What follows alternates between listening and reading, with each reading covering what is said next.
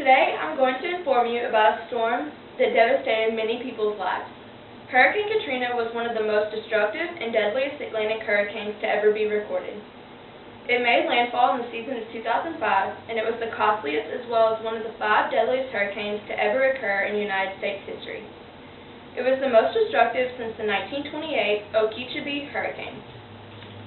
Hurricane Katrina formed in the southeastern Bahamas on August 23, 2005, and crossed the southern tip of Florida as a Category 1 hurricane. The hurricane weakened when it made landfall, but it rapidly strengthened over an hour after entering the Gulf of Mexico waters. The hurricane strengthened to a Category 5 in the warm water, but weakened before its second landfall being a Category 3. The disaster hit on the morning of Monday, August 29, 2005.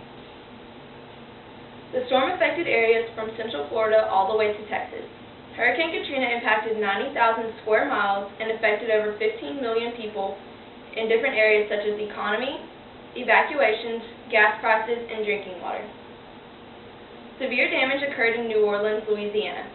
The levee system failed tremendously, causing about 80% of the city and its surroundings to be flooded.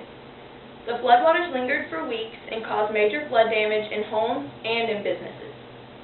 Also, another area that received severe damage was the Mississippi beachfront towns. They were flooded out 90% in just hours. The water reached 6 to 12 miles from the beach. Many sought out refuge as their homes flooded and over 1,000 people died. The final death toll was at about 1,836 people. About 40% of the deaths in Louisiana were caused by drowning, 25% by injury and trauma, and 11% by heart conditions.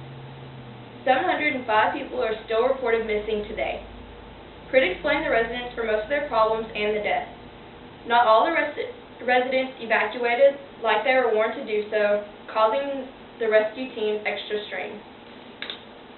The hurricane surge protection failures in New Orleans were considered the worst engineering failure in United States history.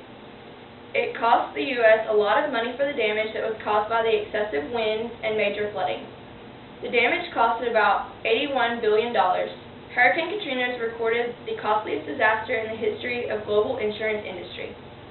The rescue and recovery efforts became highly politicized. It was politicized with federal, state, and local officials blaming other people.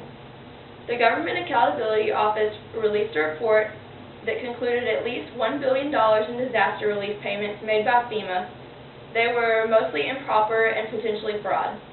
This hurricane not only affected the areas of direct contact, but spread to be a worldly issue. Mayor Ray Nagin, mayor of New Orleans, faced many problems and hard comments in response to the aftermath of the disaster. He vowed to rebuild the city during his re-election speech and was re-elected in 2006. Following his re-election, many crimes were committed and he faced many critics that commented on his efforts to rebuild.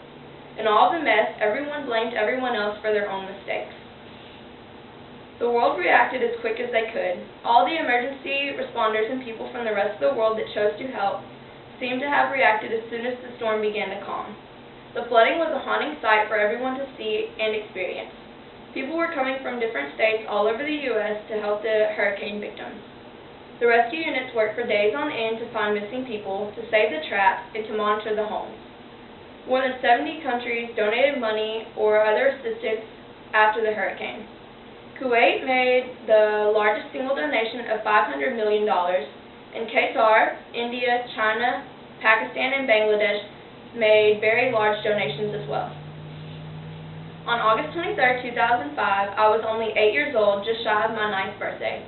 I remember being at school when I first heard of the tropical storm that was brewing in the warm waters.